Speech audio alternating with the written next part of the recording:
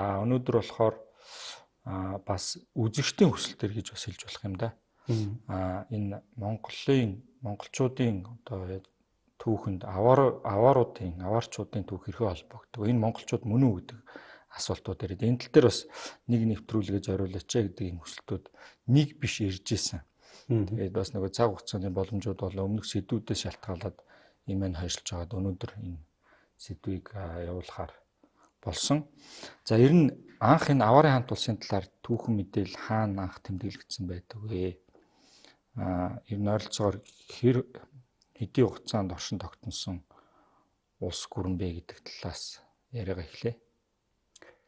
Тэг энэ авааруудын тухай ер нь мэдээ бичиж үлдээсэн хүмүүс бол Византийн түүхчд. Дорнод Ромын эзэнт улсынхан энэ 557 онд үлээ дээ. Энэ аваарын Баян гэдэг хааны элч. Баян гэдэг нэртэй. Тий. Таргитиус гэж одоо юунууд бичиж үлдээсэн байгаа Византийн түүхчд. Би бол Таргуудаа гэдэг нэр байна гэж бодох гэдэг. За тэр нөхөр одоо энэ Дорнод Ромын эзэн хаан Юстиниан дээр ирээд энэ хүлэг алдартай хаан штэ. Энэ хааны үед бол Дорнод Ромын эзэнт гүрэн буцаж сэргсэн. Бас энэ хааны үед их айхтар тахал гарч Дорнод Ромын эзэнт улсын хүч бас их суларсан, их л олон юм тулсан. Тэгээ тэн дээр ирээд тэр Таргитиус гэдэг нөхөр за бид нэр ингээд орон зүгээс явж байгаа хүчрхэг аваар үндэстэн байна. Тэгээд одоо танай дайсан гүтгүүрүүдийг бид нэр буцах байжчихсан. Гүтригүүрүүд гэж одоо нэг тийм нүүдэлчин үндэстэн одоо энэ ижил мөрнөөс Дунай мөрөн, Днестр мөрөн, Днепр мөрөн хүртэл энэ зайд байдаг одоогийн Болгарын өвөг дийдс баггүй. Тэдрийг буцах гэж хаяад тэгээд ер нь танай эзэнт гүрний нутагт бид нэр оршин сууя. Одоогийн Болгарын нутагт оршин сууя гэдэг санал тавьж байгаа. Тэгээ одоо танай одоо хойд хөлийг бид нар хамгаалж байна. Тэгээд та нар бидэнд энд урамшуул өгөө гэж. Тэгээ Юстиниан хаан бодсон баг. За тэгээ тэр одоо эн чинь Менандр протектор билүү дээ. Тэр Византийн түүхч нь. Тэр хүний бичснээр бол үгүй яхах байхгүй. Дорн зүгийн улсууд байгаад байгаа юм да. Өргөн шанаатай, жартгар нүдтэй, майг хөлтэй. Тэгээд над руу ямар амар онцолж харж байгаа гэж байна. Гизгэндээ ингэж туу зороож тавьсан гизэгтэй гэдэг. Тэгээд дүрслэлд бичсэн баг. Ийм сонио хүмүүс байна гэж. Тэгээд Юстиниан хаан бодсон байгаа. За энийг хил хязгаар дотор оруулж болохгүй. Юм итгэхний өдөр буслаг гаргаад те. Тэгээд өөр мань улсыг эзлээ хичүүл яах вэ? Тэрний оронд энэ одоогийн Унгарын нутагта Римийн Панон гэдэг мужи байсан. Тэрийг нөхдүүд ломбардуудад алдсан. Тийшээ очиж суу. Тэгвэл одоо тэнд суух зөвшөөрөл олоо гэж үнэн хэрэг дээр бол эзэл гэж байгаа байхгүй. Унгар бол тал штэ. Тэгээд та нарын одоо их морд цэргийн чинь тижих юм тал манайд байхгүй. Тийм учраас та нар тэр Панонд очиж суу. Харин яхаа одоо дайсан майсны мандарж өгж явах юм бол бид нэр одоо та нар тодорхой хэмжээний урамшуул олгож болох юм а гэж. Ийм тэгээ энэ аваарууд гэж хаанаас гараад ирсэн хүмүүсийн одоо болтол бөө маргаа. Энэ 18 дугаар зууны сүүлчээр билүү дээ. Францын түүхч Жозеф Дегин гэж хүн энэ хятад судлаач хүн байсан байгаа. Тэгээд энэ бол энэ Византийн судрууд дээр бичигдсэн их сурвалжуудыг хятадын судруудтай харьцуулж үзэж байгаад энэ бол жужаанууд байна гэж. Монголын нутаг дээр байсан жужаанууд байна. Хөх төргөөс хөгдөд, хөх төрөгч ялагдаад, хөгдөж тугдаад тэгээ Европт хүрээд ирсэн хүмүүс байна гэж. Тэгэж үтсэн байдаг. Тэгээ тэрнээс хойш бол эднэр бол жужаанууд юм а гэдэг. Яг одоо манай түүхчид Нерон гэдэг болчихч тий. Би ч яг нөгөө оюутан байгаас эхлээд жужаан гэдэг уншаа явцсан учраас тэр үүрээ хэлчих гэдэг. Ийм юу байгаа. Тэгээд за энэ чинь зарим нь Тунгуусууд гэж байгаа манжнар. Зарим нь энэ бол Семби жужаанууд байна гэж байгаа улсууд бий. Гэхдээ энэ түргүүд байна гэж үзэж 5-6 янзын хувилбар цагаан өмнөнөр байна гэд үзэж байгаа хүмүүс байна. Тэгээд их юутай их маргаантай сэдв байна. Хэлийн бид мэдэхгүй. Яг нэг одоо ганц хоёр үгнүүд бол байгаад байна л да. Хаан, хатан гэдэг ч юм уу, дархан гэдэг цолтой ч юм явж байгаа шиг. Тэ? Зарим эрдэмтэд бол энэ орос хэлэнд орсон телег энэ тэрэг гэдэг монгол үг аваар хэлээр дамжиж орос хэлэнд орсон байна гэж үзэж байгаа хүмүүс бий. Тэр их дээр үед орсон байж таарах гэдэг юм л да. Телег гэж хэлдэг болсон байхыг бодоход тий. Гэдэг ч юм уу. Нэг хэсэг энэ хэлнийхэн тухай нөгөө үлдсэн эн чинь нэг Унгарын микросенат билүү дээ. Тийм газраас олдсон одоо энэ авааруудын булшин дотроос гарсан нэг баарн дээр билүү, нэг аяган дээр билүү. Аваар үгийг грекус гэр тэмдэглээд үлдээсэн тийм юм байгаа. Тэгээ тэрийн уншихлаар тэрэн дотор итгэл гэдэг монгол үг зохиж юу. Тосох гэдэг монгол үг зохиж юу. Тэгсэн мөртөө манж юм уу, тунгуус юм уу, эвенк юм уу хоёр үг бас байгаа. Тэр өдгөө нэг үг иран үг байгаа. За тэгээд хаан хатан энэ төр үл яг хэвдээ ер нь алтай хэлний язгуурын бүх хэлэн чухал байдаг. Ойлголтууд ч штэ. Тэгээ энээсээ үүдээд их маргаан гардаг сэдв болчихсон. Яг одоо хаанаас ирсэн хин гэдэг хүмүүс юм гэж. Тэгээ эн чинь нэг тэр Карпатын нуруунд байсан улс шүү дээ. Унгарын нутаг Карпатын нурууг гэж давж оршиж исэн улс. Тэгэхээр зэрэг тэндээс гарсан олдвруудаас нь яг аварын хаант улсын үед хамаарагдах олдвруудад нэг эрдэмтэд нэг ДНК-гийн судалгаа хийгээд тэгээ 2018 онд тэр судалгаагаа олон нийтэд ил болгосон байгаа. За энэ судалгаа ер нь Дунай мөрөн, Тиса мөрний сав газруудаас олдсон шарилтнууд гэж. За энэ генетикийн судалгааг нь аваад үзэхлээр хоёр хүн хүннүүгийн гентэй байна. Нэг хүн Карпатын нурууны баруун хэсэгт хамаарах үеийн гентэй байна гэж байгаа. Нэг хүн Казахын талын 4-р зуунд хамаарах гентэй байна. Нэг хүн 6-р зуунд Монголын нутагт байсан Жужааны үед хамаарах гентэй байна. Бусд нь Сямби нарын үеийн гентэй байна гэж. Ингээд маргаан тасардаг. Ер нь бол ийм сонио үр дүн гарсан байгаа. Тэгээд дээрээс нь тэндээс олдсон хүний гавлын эсэн дээр одоо нэг гавлын эсэн дээр ингээд булчингийн эдисийг нааж агаад тэр хүний дүр төрхийг гаргадаг шүү дээ, тий. Дүр төрхийг гаргасаа одоо манай энэ операторууд үзүүлэх байх. Харахаар бүр инээ төрөд яг 40 зам байгаа. Тэр сэргээс өмнө. Тэгээд нэг иймэрхүү 40 зам гээд нөгөө залуучуудаас сайн мэдэхгүй ч магадгүй юм блэ. Одоо манай үндэсний бүхэн улсын зам 40 гог мэдхгүй л үү дээ. Ойролцоо бас хамт зургийг хамт ойролцоо тавьчихгүй тий. За тэгээд тэр болох бах. Тэгээд энэ одоо генетикийн судалгаагаар ингээд нэг тийм бантаж юм гарчиж байгаа. Тэгээд тэр үеийн хүмүүс нь одоо энэ авааруудыг дүрсэлж бичиж байгааг нь харахаар ингээд яг тэр нэг хамгийн анх очиж штэ тий. Тэр Баян хааны илч гэдэг байгаа. Тэр нөхдүүдийн ингээд харахаар яг монгол хүмүүс байгаа байхгүй. 60 гаруйнуудтай өргөн шанаатай айч гэж байгаа шиг тэгээд гизэг тавьдсан тий. Тэгс мөртөө дараагийн үеийн бичгэлээр одоо Оросны судрууд ч юм уу Германы ганц хоёр их сурвалжууд энэ төр дээр бол бичгтээ сайхан өндөр нуруутай царайлаг гэж бичиж байгаа. Одоо европчууд бол Аз царайтай хүнийг царайлаг гэж нэг бичихгүй л баг тий. Өөрсдөө л царайлаг гэж бодож байгаа шүү дээ бид нар ч.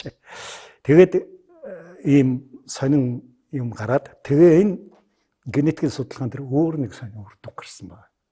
Юу гэвэл одоо яг ингээд нэг 6 дугаар 100 за 7 дугаар 100-ны төгсгөл хүртэл нэг 100 гаруй жилийн хугацаанд байгаа булшнууд нь бол язгууртнууд нь тийм зүүн Азийн төрхтэй хүмүүс, Монгол төрхтэй хүмүүс байна гэж.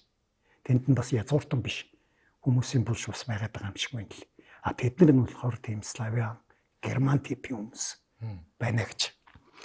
Тэгээд 7-оос цаашаага 8, 9-р зуун руу төхөөд ирэхээр ерөнхийдөө Европч маягийн болоод ихэж байгаа.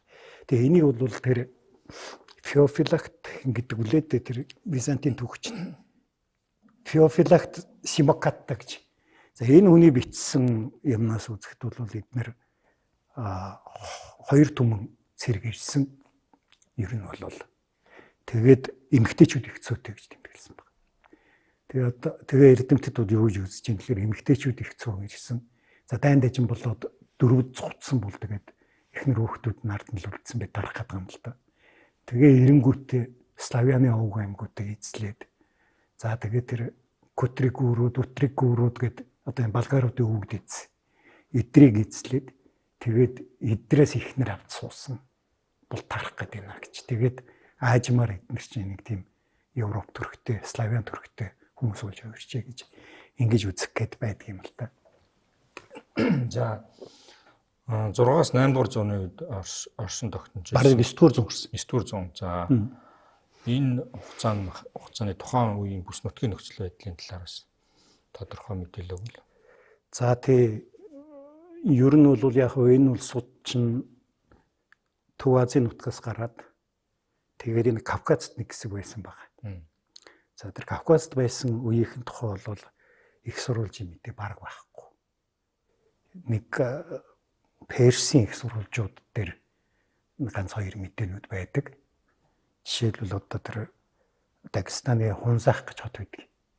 Хунзах гэдэг хотыг бол Хүннүү гэдэг нэрээс тэгээд Перс хэлний Зах гэдэг дагвар залгаад Хунзах болгочихжээ гэж үзэж байгаа ч гэдэг юм уу. Нэг тийм их муухан тухайн мэдээтэй. Тэгээд дараа нь эдгээр чи Европын нутг руу орж ирж штэ тий. За тэгээд тэр үед ингээд аваад үзэх юм бол ижил мөрнөөс бараг одоогийн Болгар хүртэлх нутаг бол тэр Котригүүрүүд, Утригүүрүүд гэдэг хоёр овг аймаг. Одоо нүүдэлч овг аймаг тэнд ноёрхдог. Энэ бол одоогийн Болгаруудын өвгд эз гэж би түрүү хэлсэн шүү дээ тий. Тэгээд тэр нь хоёр нь хоорондоо бас байлдана болоогүй. Тэм учраас Византийн эзэнт гүрэн бол Дорн Ромын эзэнт гүрэн бол тэр хоёрын зөрчил дээр тоглож бие биенийх нь эсрэг байлдуулж өөрийнхөө хэлийг юуг болгох гэдэг шүү дээ. Аюулгүй болгох гэдэг шүү дээ. Хоёрдугаарт тэндээс наашаага яваад ирэх юм бол Аантууд, Сабирууд гэдэг овг аймагуд байна. Аантууд гэдэг нь одоогийн Серб Хорватуудын удам. Энэ Славяны овг аймагуд чинь нөгөө Визант руу банк дайрч орж идэг. За ер нь тэгээ сайхан баян газар байвал мэдээж бүгдээрээ л дайрж орно шүү дээ. Тэнд ч очиод дээрэмдчих юм зөндөө бай. Тийм учраас тэгээ тэр овг аймагуудаас хилийн хамгаалах гэдэг нь өөрөө Византын хувьд их хүнд асуудал байсан байна. Дорнод хил дээр болохоор Персийн Сасаны эзэнт улс хүчрхэгжээ гараад ирсэн. Тэрнтэй бас байлдах гэж бас бахан хүчээ зардаг. Тийм учраас энэ баруун хойдлынхаа хилийг болж өгвөл одоо тэгэл Утригүүр мөнгө төлөөл тий болж өгвөл одоо Сабируудад мөнгө төлөөл ингээд хилээ хамгаалуулж явах сонирхол бол Дорн Ромын эзэнт улсад байсан баг. Одоогийн Унгарын нутагт бол Ламбардууд байсан гэд би түрүү ярьсан шүү дээ тий. Ламбардууд гэдэг бол Герман овг аймаг. Герман гарлын, эртний Герман гарлын овг аймаг. Одоо бол эдгээр чинь Италийн Ламбард мөч. Тэгээд энэ овг аймаг Гепидүүд гэж хоёр овг аймаг зэрэгцсэн оршиж ирсэн баг. Тэгээд нөгөө Баян хаан чинь ороод ирж штэ тий. Орж ирээд та нар энэ Унгарт суурш гээд. Унгарт нь очихоор Ламбардууд байгаад байна штэ. Тэгсэн яг тэр үед Ламбардууд Гепидүүдийн хооронд дайн болж исэн үед таарсан баг. Тэгэхээр нь Баян хаан чинь тэргүүрэн далимд болоод Ламбардын хаан санал тавиад. За хоёулаа нийлээд над Гепидий чинь дарчээ. Тэгээ би энэ Унгарт суурш гэж. Тэгээ тэр үед энэ Ламбардын хаан ер нь Итали руу нүүх бодолтой байсан учраас зөвшөөрсөн баг. Энд ч одоо нөгөө нэг 4-өөс 6 дугаар зууны хооронд болсон ард түмнүүдийн нүүдэл гэж түүхэнд нэрлэдэг. Энэ том нүүдлүүдийн ч үе байхгүй. Нөгөө Ромын эзэнт улс сулраад баахан зэрлэг гэж нэрлэгдэжсэн овг аймагуд чинь тэр Ромын нутаг руу ороод гэдэг одоо хаа байсан Кавказд байсан алаанууд одоо юунд Испанд байж явах жишээтэй ч гэдэг юм уу те. За тэгэл Остготууд, Вестготууд гэдэг нэг баахан герман, эртний герман овгүй аймагуд нас жишээ нүүсгүй. Тэрний төгсгөлд Ломбард руу Итали руу нүүж очиж байгаа. Тэгэд нөхдүүд ер нь 250 жил энэ Европын төвийн одоо улс төрийн бодлогыг бол томьёолцсон байгаа шүү. Энэ аваарууд гэдэг маань. Яг гэвэл энэ Дорндромын эзэн тулс бол тэр болгон юутай одоо тэр хойд хил дээр наймаалтан хийгээд байх зав байхгүй. Сасаны эзэн тулс гэдэг айгүй хүчтэй улс дорн зөвхөн байгаа даа шүү дээ. Тэгэхээр нэлийн хүч тийшээ зарагддаг. Тийм учраас энэ одоо энэ Баян хаанд бол энэ Юстиниан хаан бол 80,000 аспар билүү дээ. Алтан цус жил болгон өгдөг болсон байна. Энэ одоогийн одоо юугаар алтныхын грамаар нь бодож үзэх юм бол энэ 330 грамм алт байгаа байхгүй. Жил болгон. Тэгээ тэрнийх нь хариуд нь уул нь нөгөөдөг чинь хил энэ манжих ёстой. Ромчуудын ойлголтоор бол юу болчихж байгаа байхгүй энэ чинь одоо федерат буюу холбоотон болчихж байгаа байхгүй. Энд гэхдээ их марзан холбоот. Нөгөөдөлдөө захирагддаг. Мөнгөө бол аваад идэг. Тэгээ ингээд юу хүмүүсийн гэдгийг хэсэг мэдэхгүй байсан баг. Тэгжсэн чинь энэ юу яаж байгаа 500 эн чинь 50-аад оны үед билүү дээ. Хэн Түргийн хааны элч Сизибул гэж энэ баруун Түргийн хаан юм биш байна. Сизибул хааны элч Константинополд ирж юу одоо энэ Дорндромын эзэн хаанд баргалахсан баг. Тэгтээ их сайн юм ярьсан баг. Үй наадуул чинь ямар юмны аваарууд байдаг. Аваарууд биш. Наадуул чинь манай боол байж байгаа зүгтсэн вар хүнний гэдэг хоёр аймаг. Бидний нэг чинь Варханитууд гэж нэрлэдэг. Тэгээ энэ нөхдүүд бидрээс цухтаа одоо тэгээ та нар дээр ирээд нэг мундаг дайчин баатар шиг болоод хил хязгаараа чинь хамгаална гэтэргээд энэ ёстой бодлоо гэж.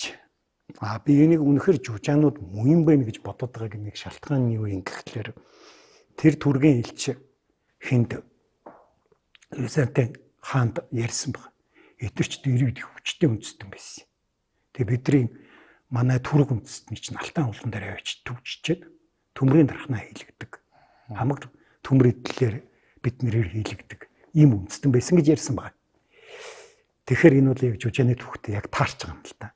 Энд чинь жужаанууд 555 онд билүү дээ. Буцхогдохдоо энэ төрхөд чинь яг алтан руу давж орж ирж жужаануудыг буцгсан гэж ингэж гардаг. Тэгэхээр энэ бол жужаанууд муу юм байна гэж бодох төрөж байгаа. За энэ хооронд нөгөө Юстиниан хаан ч асуураад би Юстиниан гэдэг энэ орос нэрээр нь дуртад нь уул нь бол англи нэрийн Justinian л да. За тэгээд дараа нь Justin гэж хаан одоо орын залгамжсан байна. За энэ хүн бол авааруудын тухай шал өөр бодолтой хүн байгаа даахгүй. Тэгээд авааруудын элч дахиж ирээд бид нар одоо ер нь танай хэлийг маш сайн хамгаалж байна. Цалингааны мэж гэсэн баг. Тэгсэн чинь нөгөө нөхөр чинь юу яриад байгаа та нарт нь. Та нар ч өстө ургуул босвол бүтэхгүй гарууд байна шүү дээ. Юун та нар төр цалин мэл нэмэх гэд хөгөө явуулсан баг. За тэгсэн мөртөө бас болоогүй тэр чинь 565 онд аваарууд нь энэ Тюринг мөж рүү одоо Германы Тюринг мөж шүү дээ. Тэрлүү халдахад нөхөр санхүүжүүлээд байгаа. Тэгэхээр өөрийнхөө дайсантай байлдах бол мөнгө өгөөд байгаа байхгүй энэ нөхөрчээ. Тэгээд энэ дайнер чинь тэр юу Тюрингийн Зигиберт гэдэг хааныг энэ баян хаан чинь олцлоод хаан ч их банал юм да. Тэгээд тэрийгээ бас буцаага зарсан баг. Тэ? Тэгээд энэ гипидүүдийн дардж өгөөд энийг иймэрхүү юмнууд болсон баг. Ингээд тэгсэн дахиад тэр хавьд хүчний харьцаа өөрчлөгдөж байгаа байхгүй. Гипидүүд дарагдсан байхгүй болсон. Ломбардууд Итали руу нүгөө явцсан. Тэгэхээр тэр хавьд ерөөсөө аваар хөдлөлтөж байгаа байхгүй. Хамгийн одоо байлдааны ур чадвартай хэсэг. Тэгээд эдгээр чинь нөгөө Визант чинь завгүй нөгөө Перстэй байлдаад шүү дээ. Тэр хооронд нөгөө Славийн овг аймагуд нэг нэгээр нь эзлээл өөрийнхөө харьяа тулгаал ингээд эхэлсэн байна. Тэгээс үүлдээ бүр сайжраад Византтайгаа байлдаад эхэлсэн байна. Византтай байлдахдаа бүр дэмий юм болж Византад бүр дэмий юм болж байгаа байхгүй. Энэ оронд чинь нөгөө Византын мөнгөөр санхүүжээд Өтригүүрүүдээ дараад авсан, Көтригүүрүүдээ дараад авсан, Славян баахан овг аймгийг дараад авсан, Аантуудыг дараад авсан, Сабируудыг дараад авсан. Тэгсэн чинь одоо харин тавлаа нийлж аваад Визант руугаа тайлж эхэлж байгаа байхгүй. Ягаад гэвэл нөгөө мөнгөө цагтаа төлөхгүй байна. Тэ? Тэгээ бас чинь нэг ламбардуудыг нөөж явахт нэг Сирмийн өмнө гэж нэг том бэхлэгцэн хотыг Византын зэрэг ороод эзэлсэн байхгүй. Тэгэхээр Аварын хаан "Хүүш эн чинь миний нутаг шүү дээ. Унгар чинь миний нутаг. Энэ Сирмийн өмнө гэдэг хот чинь миний хот байх хэрэгтэй. Тэгсэн та нар ягаад ингэ булааж эзлээд байгаа юм бэ? Ингээд зөрчлүүд үүсээд хоорондоо байлдаж эхэлсэн байна. Тэгээд тэгжээч нөгөө Жюстин хаан чинь галзуурч баа. Өвч юм тусаад. Тэгээ галзуураад тэрний орноос нь Тибери гэж хаан томилогдсон байгаа. За тэр хааны үеэс бол одоо тэр жил болгон төлдөг зоосоо төлж эхэлсэн байгаа. 360 кг ч илүү 30 кг ч илүү алтан зоос. Нөгөө Баян хаандаа төлж эхэлсэн байна. Тэгээд төлж жагаад энэ Тибериус чинь юу гэж байгаа нэг элч Хөхтөргийн хаан руу юу илгээсэн байна. Яг тэгвэл Хөхтөргийн тэр нөгөө Сизабул гэж хааны элч ирсэн гэдээсэн шүү дээ. Тэгээд тэр нь нас бараад орноос нь Турсантус гэдэг хаан одоо хаан суудсан. Тэгэхээр нь Византаас элч явуулаад одоо найрамдал тарилцаатай бай. Чи одоо энэ тэр гэсэн юм ярих гэж очихгүй. Тэгсэн чинь Турсантус их ууртаа хүлээж авсан баг. Тэгээ бүр тэр элч нь өөрөө бичсэн бохоохгүй. Амандаа ингээ хоруугаа хийж байгаа. Та нар ингэж олон хэлтэй байдаг ромчууд мөн үү? Та нар нэг хэлээрээ намайг хурчаад нөгөө хэлээрээ энэ авааруудыг хуураад ингэж яах гэж байна. Эдгээр тэртэргүй бидний боол. Дуртай өдрөө бид нар очиод юу вэ? Дарна. Энтэр гэсэн. Тим юм ярьсан гэж ингэж тэгээ одоо ямар нүрээр тэднэртэй найрамдаад тэднэр та нар мөнгө төлөөд байгаа гэж юм бол бид нар мэдсэн. Тэг чи одоо бас бидэнтэй найрамдах гээд ирж байгаа юм. Та нар бол яг үнэ хэрэг дээр өөрийнхөө нутаг руу манай Хөхтөргийн зэрэг орж ирэх вэ гэдгээс ажил ийм хийж яваа болсон. Бид нар бол танай нутаг руу яаж хүрэхийг мэдэн шүү. Дунай мөрөн хаашаа урсдах вэ? Эстер мөрөн хаашаа урсдах вэ? Бүгдийг мэднэ. Очиж шүү танай нутагт гэж сүрдүүлсэн баг. Та одоо яг ингээд барин тавин ямар баримтан дээр хажууд нь юм шиг. Византын түүхчид бүр ингээд тэр элчин одоо тэмдэглэж үлдээсний Византын түүхчид энэ түүхэн дээрээ бичээд үлдээсэн байгаа юм гэж. Энд чинь өөрөө ингээд бүх газар руу цэрэг явуул чадахгүй улсуу чи ингээд эдрийн хооронд тоглож ер нь альваа суурин бол том улсын бодлого шүү дээ. Тийм ээ. Одоо хэдийн төрөөс улсууд бол дандаа талын нүүдэлчдийн хооронд нь мөргөлдүүлэх бодлого үргэлж барьж ирж ийсэн. Тэрнтэй адилхан Визант ч бас тэгжил одоо өөр өрлөгөө давтуулахгүй байх бодлого барьдаг байсан байхгүй. Тэгэд 578 онд Византууд нэг алдаа гаргасан баг. Эднэр энэ аварчууд чинь Дунай мөрнийг нэг гаталж чаддаггүй байсан байхгүй. Ер нь монголчууд усан думуу шүү дээ.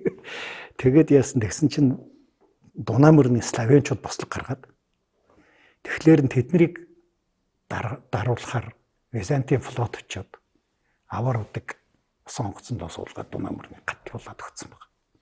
Тэгээд нөгөө нэг Дорн дромын эзэнт юу улсын хил дотор ороод ирж байгаа. Нөгөө аваарууд ч. Тэгээ орж ирээ заах тэр славянуудаа бол дарсан, бослогын дарсан.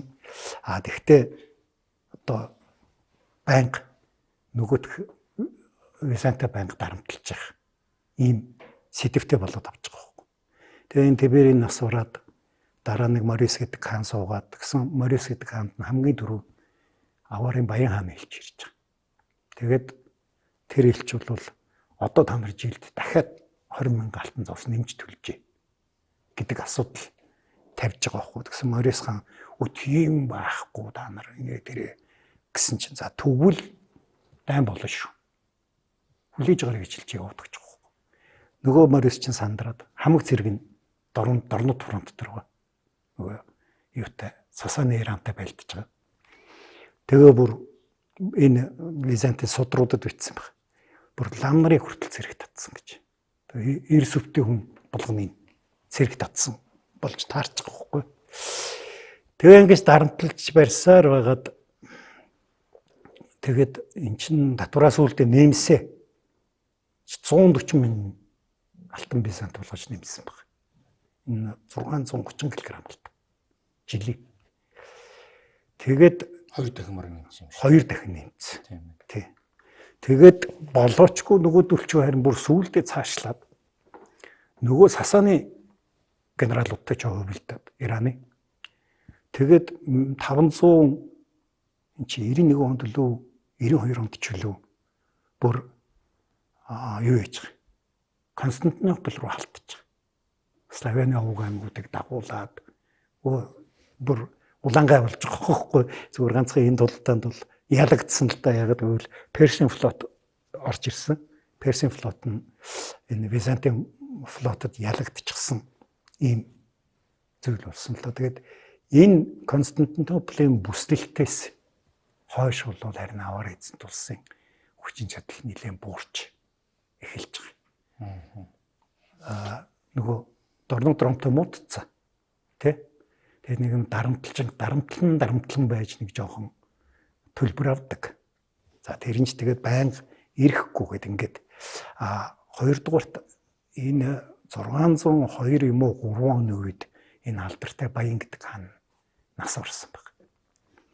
За тэгээд тэрний хүү Баян, тэрний дүү Баян гэдэг нэг бахан Баянгууд аварын хаадууд болж байгаа маа. Ер нь бол 2 дугаар Баян, 3 дугаар Баян гэдэг. Тэгээд энэ үед бол ер нь бол эднэр чинь ер нь хав ойрын дарамтлж болох болгоно дарамтлж байгаа байхгүй. Тэгээд нөгөө талд бол Европын одоо энэ Франц, Германы нутгийг хамарсан ариун Ром эзэнт улс бүрэлдэн бий болж байсан. Их Шарлеман хаан гэж. Тэгээ Франкуудын улс гэж ийм хүчрхэг улс гарч ирж байсан. Тэгэхэд бол энэ аваарууд чинь Франкын улс руу ч гэсэн яг тэр бүхэл утга улсад дайн зарлахгүй ч гэсэн хэлээзгаар мужуудыг бас давталдаг ийм байсан баг. Ийм юутай. За ер нь бол ингээд нэг 630 40 он болоод ирэхээр эдний нөгөө сүр хүч ер нь ингээл буурал эхэлж байгаа байхгүй. Буурал эхэлж байгаа гэдэг нь юугаар харагдаж байгаа гэхэлэр нөгөө Харианд нь байсан Көтригүүр гэд Балгаруудын үгдээ эзэсгээд ирсэн шүү дээ. Тэр овог аймагуд ч бослог гаргаад тэгээ Кубра төлөө нэг хааны удирдлагаар юу болчихж байгаа. Их Болгар улс байгуулсныг зарлчихж байгаа. Гэхдээ их Болгар улс нь одоогийн Болгар биш. Ижил мөрөн дээр. Одоогийн Татарстанд. За дээрээс нь нэг Славяны холбоо гэдэг энэ Само гэдэг хүний энэ хаан нь болсон Славяны холбоо гэж нэг юм гараад ирж байгаа. Энэ Само гэдэг нь бол Франк гэж байгаа юм л да. Гэхдээ Славянчуудын түүхэнд хамгийн анхны тэмдэглэгдэж нэрээрээ тэмдэглэгдэж хаан баг. Ингээд нөгөө Балгаруудын энэ талд ижил мөрөн талд бослог гаргачихлаар чинь нөгөө аваарууд чинь бүр ижил мөрөн хүртэл нутгийг захирдаг байсан улсууч тэр хэсгээ бүгдийг нь алдаад тэгээ ерөнхийдөө нэг Унгар Дунай Днепр мөрний хоорондын одоогийн Украиний нутгийг захирсан ийм хүмүүс болж үлдсэн харагдаад байна. Тэгвэл бас болоогүй эдгээр чинь дахиад нэг 200 жил бол явж байгаа шүү. Тэгэхээр зэрэг бас бүр устцсан гэж хэлж болохгүй. Тэгвэл тийм хүчрхэг гүрэн байхаа болцсон ба. Тэгээ ер нь нэг энэ 700-аад оны үеэс эхлээд Европын төвс судруудад бол нэг их юу тэмдэглэх байж эхэлж байгаа гэдэг чинь нөхдүүд мэдгэдэггүй цэргийн хүч биш болсон л гэсэн үг байхгүй. Үзэгчдэд тодорхой байх үднэс нөгөө 12 дугаар зуунд байсан Кавказд байсан аварын хаант улс чинь энэ өмнөх аварын хаант улстай холбоотой биш үү? Биш. Дагестанд байгаа улсыг хэлж байна уу? Тэр биш. Тэр авар одоо энэ яриад байгаа авартай ямар ч холбоогүй. Генетик энэ ч холбоо байхгүй. За нэг хэсэг энэ ирж исэн аварууд Кавказд байрлаж исэн гэж би ярьсан шүү дээ эхэн дээр. Яг тэнтэй нэг холбоо байсан байж магадгүй. Гэхдээ тэрний дотор нь тэрийг тэмдэглээд үлдээсэн намтар түүх ер нь бараг байхгүй.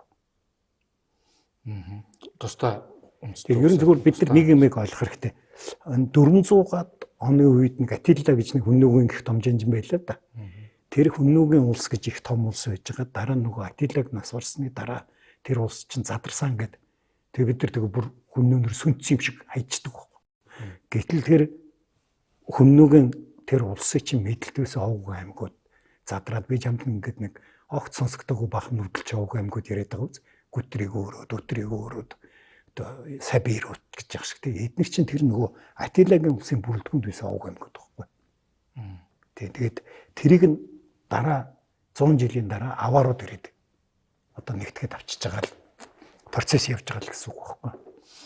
Тэр аваарууд дорноос өрн рүү явж байгаа нь бэлчээр хөөж явсан юм уу? Эсвэл энэгээр таны хэлж байгаа хөх төргөдөд явсан юм уу? Эсвэл үнэхээр шинэ газар нутгийг эрхшээх монголчууд дандаа л тэгж ирсэн өвөг монголчууд шүү. Тэр өвөг монголчууд тийм зорилго та аль шалтгаанаар аваарчууд Роми эзэнт улс руу төрж орж ирсэн гэж таамаглаж. Би бол тэр хөх төргөдөд хөгдөж ирсэн бол үнэн байна гэж. Хараад байгаа судар өчгүүд дээр тэгжиж битсэн байна. Тэр Түргийн хааны элч ирчээд бас хэлээд нь шүү дээ. Наад бол чинь манайхаас сугцсан боолууд шүү дээ. Та нар яагаад ингэ өргөмжлөө цалин мөнгө төлөд байгаа юм тэр гээд тэгээд нь шүү дээ тий. Тэгэхээр зэрэг зогтож ирсэн бол үнэн байх. Цаг хугацааны хувьд ч гэсэн одоо жишээлбэл Жужааны хаант улс дарагдана гэдэг чинь 550-аад он. Энэ нөхдүүд чинь 550 одоо эхнийх нь 558 онд одоо Европын нутагт ороод ирж байгаа байхгүй. Тэгээд 560-аад оны үеэс эхлээд айхтар хүчрхэгжээд ингээд эхэлж байгаа. Тэгэхээр зэрэг би энэ Монгол нутгаас хөх төргүүдэд туугдаж цугтаж ирсэн одоо Жужааны үлдэгдэл байж таарах нэгдсэн дүгнэлтийг даан. Тэгээд тэр түргээ илж наадуулчны ийм хүчрхэг үндэстэн байсан бидрийг даралдаг байсан гэж яриад байна шүү дээ. Тэгэхээр өөрийнхөө түүхийг Жужаан улсын одоо нэрэн улсын ч юм уу энэ түүхийг аваад үзэх юм бол үнэхээр тийм байсан байхгүй. Зөвхөн тэр одоо генетикийн судалгаа энэ юмнуудыг нь харахад бид нар нэг юм бас зөв ойлгох хэрэгтэй байхгүй. Жужаанууд чинь бас яг их сонио холцтой аймаг шүү дээ.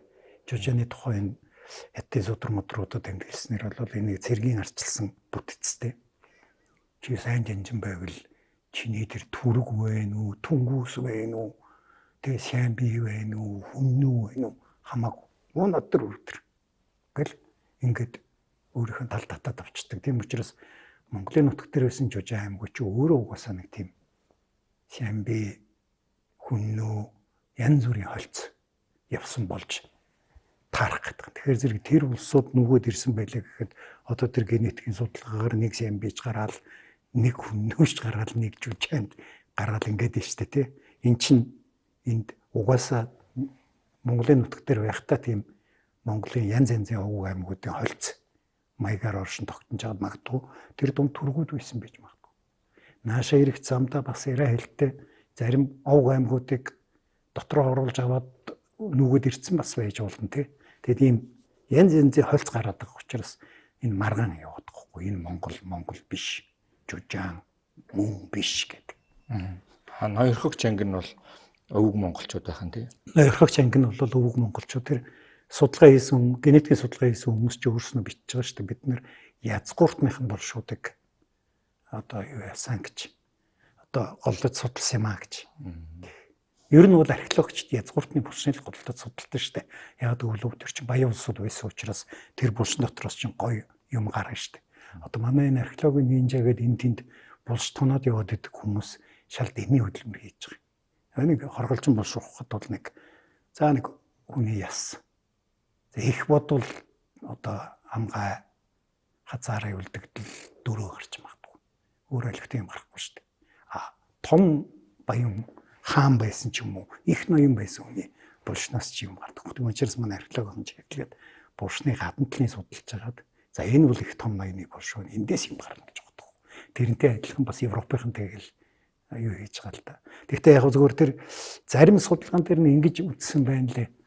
Ер нь бол нэг хүн амын 20 орчим хувь энэ одоо язгууртны хэсэг буюу энэ зүүн Азийн Монгол төрхтэй улсууд нь байна гэж.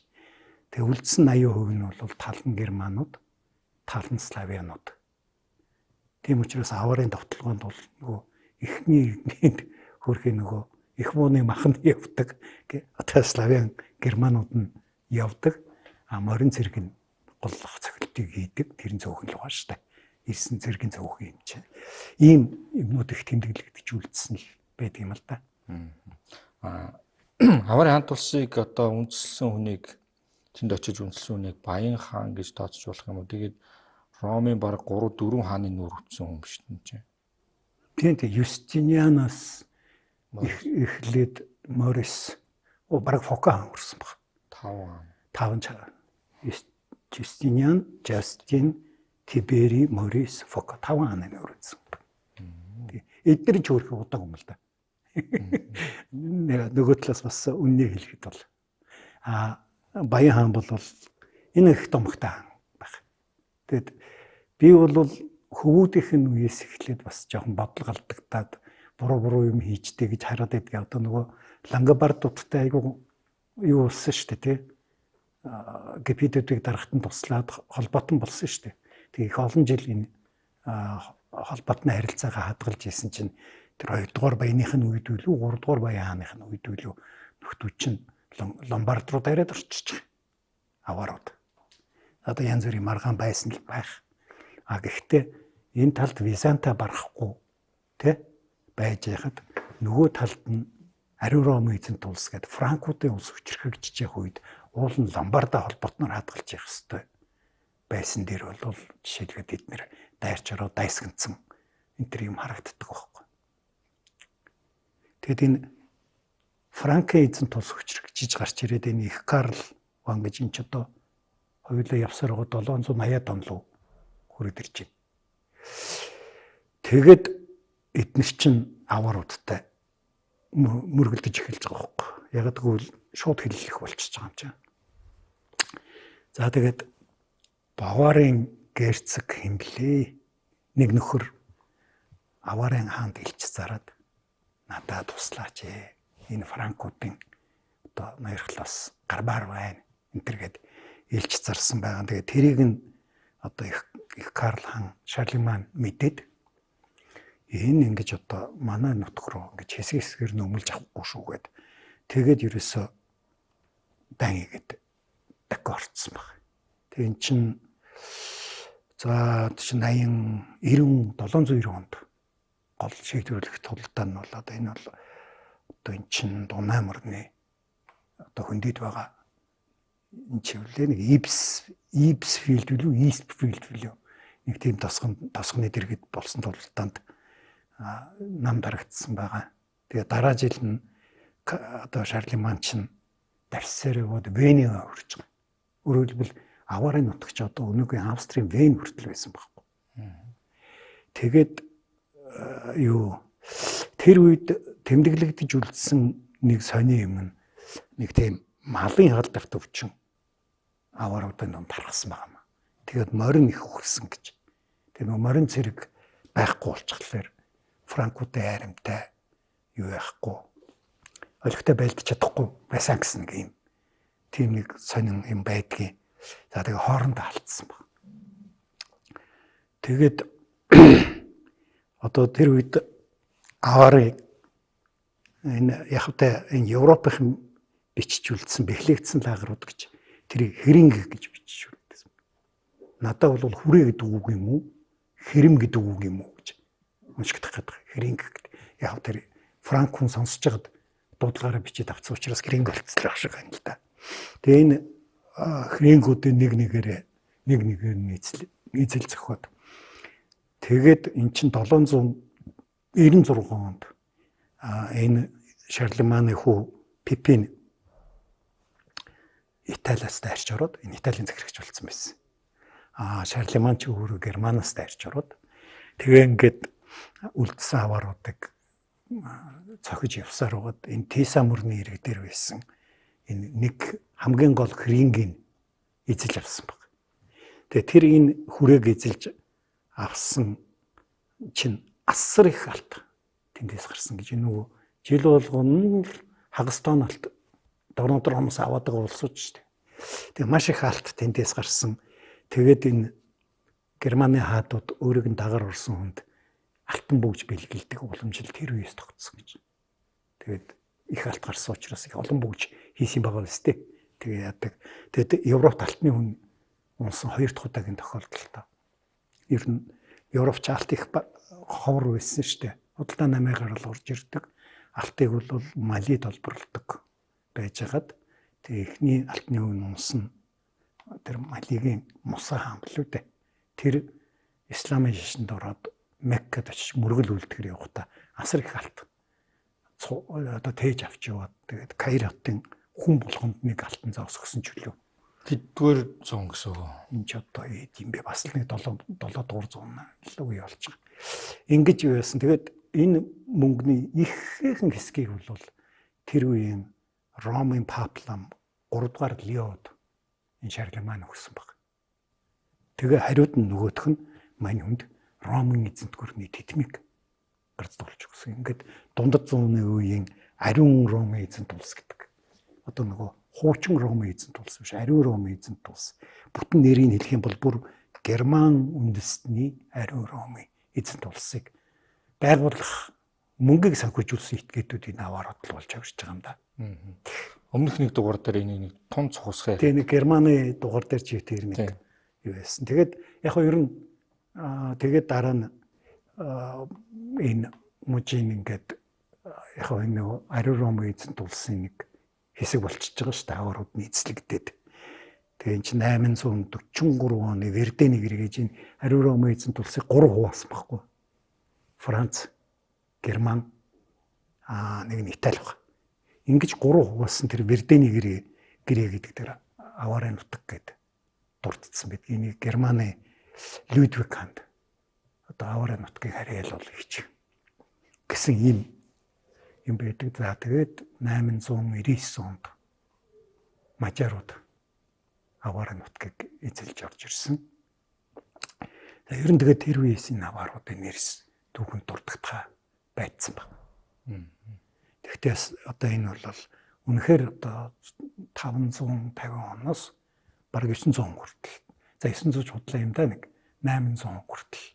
Тэ нөгөө Франкуудад дарагдах хүртэл бол Европын түүхэнд асар том үүрэг гүйцэтгэсэн улс байсан гэж харагдаж байгаа юм л да.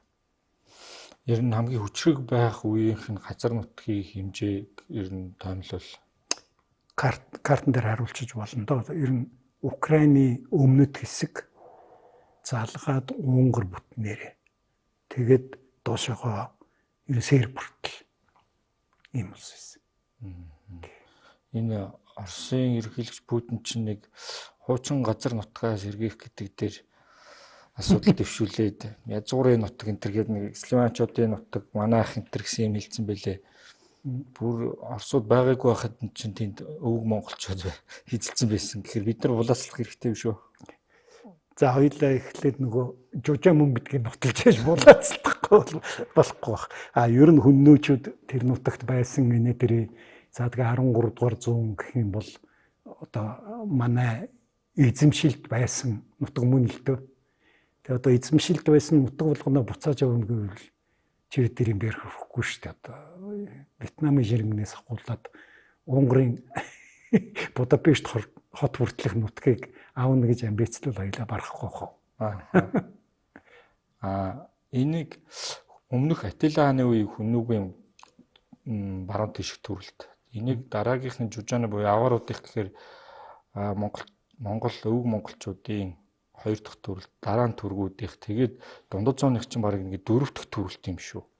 Тоолгоор. За тий. Энэ дундаас хамгийн ховор бичигдсэн энэ аварууд болж хувирч байгаа юм. Тэгээ жужаа мөн биш гэж маргалтаад. Гэхдээ одоо ямар ч байсан гэсэн генетикийн судалгаанаас нь үзэхэд бол би мөн юм байна. Тэгээд тэр түргийн элчин ярьж байгаа түүхийг сонсоход бол энэ жужаануудыг хэлээд байна гэж би ойлгоод байгаа юм л да. Хилэн дээр бас ганц хоёр юм байгаа юм шиг. Дээр нь ахуй соёлын хувьч гэсэн нүүдэлчлээ. Тэ эд үлгийн зүйл сентер нь бол уламжилт нүүдэлчдийн хүннүүгийн одоо эд маягтай. Яг түүхчид жужаан мөн гэдгийг яагаад бас үндэслэл болгож яриад идэг хүмүүс бий. Юу гэвэл энэ одоо ингээд цохигдчиход тэгээд нэг хоёр түмэн зэрэг эхнэр хүүхэдгүй шахуу хоёр түмэн зэрэг гинт ингэж Европ руу орж ирээд тэгээд эдч төр улсын уламжлалаа мэдээд байгаа хгүй. Улс байгуулад дипломат харилцаа айгүй сайн мэдж байгаа. Византын хаан дээр давхиж жоод цалин аваад тэгээд өтригүүрүүдийн көтригүүрүүдтэй нүүдэлцүүлээд тэгээд хоёулангийн буцах очдөг юм. Ийм юмнууд харагдаад байгаа. Тийм учраас зарим түүхчид бол үгүй энэ бол яагарах байхгүй өмнө нь төрт улс байгуулж явсан жужаануудыг удан байна. Энэ өмнө нь төрт улс байхгүй байжгаад хаанагтай газар бүүмэд энэ Сибириагоос хэдэн нөхдүүд морино давхиж ирсэн бол тэр чин төрт улс байгуулах уламжлал одоо ухаан элдвэдэд юм бий болтол бид нэр их бодох хэвээр тэгэхгүй байна. Тэгэхээр эднэр бол өмнө нь төрт улстай байсан хүмүүс байна гэдэг ийм дүгнэлт юм.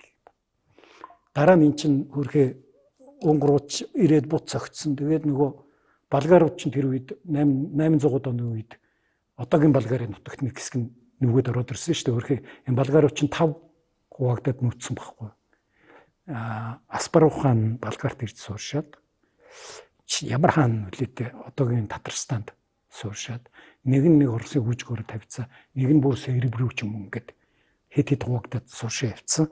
Тэгээд энэ Болгарын Аспарухын хүү хаа. За нэрийг мартчихлаа. Хаяа юм бас гарах юм аа. Олон юм яаж байгаа учраас. Тэгээ тэр аварууд үлдээдлээ буцсан ба.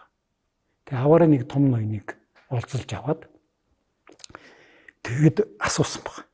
Гэхдээ та нар ч ястай амар мундаг хүчтэй ус байсан шүү дээ. Яаж яваад одоо бүр ингээд дороотчихваа гэж. Тэгсэн тэр том ноён хариулсан юм ин одоо тэр судар дээр нь бичээд үлдээсэн байна л да. Тэгсэн тэр ноён ийм шалтгаанууд хэлж байгаа. Шударгаас алдагдсан. Шүүх буруу шийдвэр гаргадаг болсон. Шүүхтэй байсан байх нь. Шүүхтэй байсан байх нь. Ишүү буруу шийдвэр гаргадаг болцсон байх нь гэхдээ тэгэхээр эхлээ зөв шийдвэр гаргадаг байсан байж тээ. Тий. За тэгээд хэл ахуулт итгэдсэн. Найгуу арих удаг болсон гэсэн. Ийм дөрвөн шалтгаан хэлсэн байдаг. Улс орны мөхлийн шалтгаан гэхэд бол их л танил юм сонсогдоод байгаа. Нүүдэлчдийн өмнөх дундад зууны Монголын эзэнт гүрний хаадууд дээр чинь бас нөгөө архинд орсон гэдэг шалтгаан байнга давтагдаад явжсэн. Бүр тэрнээсээ өмнө архинд орсон байсан юм байна дөө. Нүүдэлчдийн сайхан уламжлал байна дөө гэж юу? Бас авилгалд идэгддэг тий. За тэр ч яг мөнгөтэй төрхтэй болоод ирэхээр гарсан үзэгдэл байх. Тэгээд ер нь бол ийм улс олон мянган жил оршин тогтнох үндэслэл их муутай л да. Ягаад үгүй л эн чин юу штэ өөрөө хүн амынхаа бага хэсэг нь байгаад байна штэ. Ноёлогч ингэж. Би түрүүний 20 хүртэл хувь юм шиг байна гэдэг судалгаануудыг үзэхэд тийм байна гэж яриад байгаа штэ. Тэгэхээр угаасаа тэр нийгэм чинь дарлагч ба дарлагдагчтай нийгэм байгаа байхгүй. Тэгээд тэр генетикийн судалгаанаас үзэхэд 100 гаруй жил энэ чинь хоорондоо суугаад байгаа нь харагдаад байна. Яг тэгвэл нөгөө язгууртнууд нь бол тэр зүүн Азийн монголчууд төрхөө хадгалсан хүмүүс байгаад байгаа байхгүй. 100 гаруй жил. Тэгэхээр нэг бол тэд нэр одоо цухтаа эмэгтэйчүүд ирсэн байна. А нэг бол тэр язгуурын нутгаас эхнэр бас авчираад байгаа шиг байна. Тэгээд тэр хавцаанаа гэрлэхгүй байгаа шүү дээ. Түүх судрууд дээр бол юу гэж их бичсэн байх юм бэлээ. Татварын болгож авдаг байсан гэж славян хүүхнүүдийг. Тэрнээс биш гэрлэлт одоо яг эхнэрээ болгож авдаггүй байсан гэсэн нэг тийм юмнууд харагдчихлээ. Тэгээ яг арга байхгүй Европт тасраад очсон байгаа улсууд чинь тэгээд нэг 150 жилийн дараанаас эхлээд тэр татвар эмээ хөөхөж бас өөрийг нь өгöd юм шүү дээ. Тэ? Холимог цустай хөөхөд гарлаа тэрний хөөхөд ишээ холимог цустай хөөхөд гарна гэдэг ингээд одоо уусах процесс нь явсан байх. Тэрийгэ дагаад дайнч чанар нь ч буурсан харагдаж байгаа.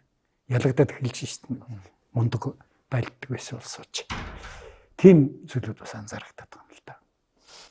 Нөгөө хаттын түүхтэр монголчуудын гэр бүл болох нөхцөл дандаа өөрийн угсаатнуудаас байсан гэдсэн чинь сливанчуудтай сууж исэн гэдэг түүх дахиад ороод ирлээ те. Сууж исэн гэж би илүүгүй шүү. Татвар юм гэж байгаа. Татвар юм гэдэг чинь хүүхэд нь одоо тэр эцгийн юм уу одоо хөрөнгө мөрөнгийг бол өвлөх боломжгүй болно шүү дээ. Тэгээд л одоо хүмүүсийн амьдрал юм чинь тэгэл янз бүрийн юм болж л ийсэн байх л да. Бүс нутагт 200 жил ноёр гисэн гэхэр чинь одоо Өгөөдөө хаант улсын Хайдуу хаан 30 жилийн оршин тогтнолоос ч 7 дахин 7 8 6 дахин 6-аас 8 дахин урт хугацаанд оршин тогтносон. Мэдээж бүс нутагт өв үлдээсэн байж таарах болготой 200 жил оршин ноёр гисэн гэхэр. Гэхдээ одоо түүхэн олборууд энэ одоо Карпатын руу Унгарийн нутаг, Сербийн нутаг энтрээс нийтдээ олдож байгаа булшнууд нь ихтэл 600 гаруй булш байна л гэдэг юм. Тэгээд тэр булшнууд чинь үзэхээр энэ нийгэм нь өөрөө их өөр нийгэм байж гэдэг нь бас харагдаад байгаа байхгүй. Жишээлбэл язгууртнууд голцоо монголчууд өрхтэй хүмүүс байна гэдэг байгаа шүү дээ тий. Тэгэхэд тэрэн дотор бас өөр язгууртнууд цөөхөн ч гэсэн гардыг байна л да. Тэгээд тэднийг ингээ харахаар бүр шар устай бүр яаж ч удсан славян байхаар хүн байдаг ч юм уу. Эсвэл ер нь энэ Иран, Перс аваас ирсэн болов гэмээр одоо жоохон бордуу царайтай ч улсууд гардаг ч юм уу. Бас тийм юмнууд гардаг байна. Тэгэхээр энэ бол нөгөө тэнд очиж сууршихтаа цэргийн арчлалынхаа зарчмыг хадгалсан. Магадгүй сайн дайж Баатар байх юм бол аваруудын нэг игнэнд оруулж тооцоод байна шүү дээ. Тийм учраас нэг славяны нэг элчийн тухай бичсэн байгаа юм. Тэгээ ацсан чи славяны тэр аймгийн хүн үү гэд Византийн нөхдүүд асуусан чинь гүү би аваар хүн гэдэг байхгүй. Тэгэхээр зэрэг тийм нэг одоо тэр нөгөө аваар одоо юу язгууртны бүрэлдэхүүнд орчих юм бол өөрийгөө аваар хүнд тооцоо явчихж байгаа байхгүй. Би чивтер аль дугаар дээр ярьлаа нэг Польшийн нутагт нэг англи нөхөр олзонд ороод Монгол цэргийн бүрэлдэхүүнд явсан. Тэгээд нөгөө барьж авсан нөхдүүд нь гүйж чинь тэгээд англи хүн байж та гэсэн чинь үгүй би монгол хүн байхгүй юу гэдэг байсан гэд яг тэр шиг юмнууд бас болж исэн баг. Нилийн ойрхож ээж тий. Нилийн ойрхсон байгаа юм. За тэгээд харамсалтай нь одоо нэг тийм айхтар юм нүүдэлчд учраас тэр бичгийн одоо соёлын өв бол ер нь их юм үлдээгүй. Зүгээр энэ булшнуудаас нь бол янз бүрийн тийм эд үлгийн зүйлс гардаг. Тэгээд тэр эд үлгийн зүйлсийг ингээ хараад байх юм бол ер нь хүннүү одоо тэр хавтал их төстэй харагдаад байгаа. Би бол мэрэгжлийн археологч биш учраас нүдэн баримжаагаар ярьж шүү. Зарим эрдэмтэд ялангуяа Орсын эрдэмтэд бол биш скифих гэх юм бэлээ. Идэггүй хүннөө ч гэсэн яг л адилхан дул тэгээд ч одоо нэг алтан бүсний гарих юм уу нэг юм байгаа. Тэн дээр бол ингээд нэг чон буг барьж байгаа. Чи нөгөө ноён уулын бүснээс гардаг хүннүүгийн дүр шиг яг ялгаа нь далавч хүн юм л да. Гэх мэт тийм юмнууд их гарч байгаа. Тэгээд тэр сэлмнүүдийн бол энийг морин цэргийн богино сэлм байна гэдэг. Тэгэхээр энэ өөрснөө бол бүгд ихэнх нь морин цэрэг байсан нь бол тодорхой. Явган цэрэг үл жоохон уртхан сэлм барьж штэ. Тайсантаа төрүүлж хүрэхийн тулд морин цэрэг үл тийм урт сэлм барьж чадахгүй штэ. Нөгөө морин унжих хүчин гайвал штэ. Тийм учраас морин цэргийн сэлм чинь богинохон тахирдуу байдаг нь. Тийм учиртай. Тэгэхэд тэд нар бол тийм морин цэргийн тахир сэлм барьдаг хүмүүс байсан юм байна гэдэг. Тэгээд Европын нутагт ирэхдээ тэдний одоо цэргүүдийнх нь хоёрдуулга эдэл хэрэглэх нь бол Византих их мундаг юм байна гэж бичиж байгаа байхгүй. Тэгэхээр тэр чинь одоо нэлээд өмнөөс энэ Балдааны урлаг, зэвсэг хэрэглэл, хуягд туулах тэр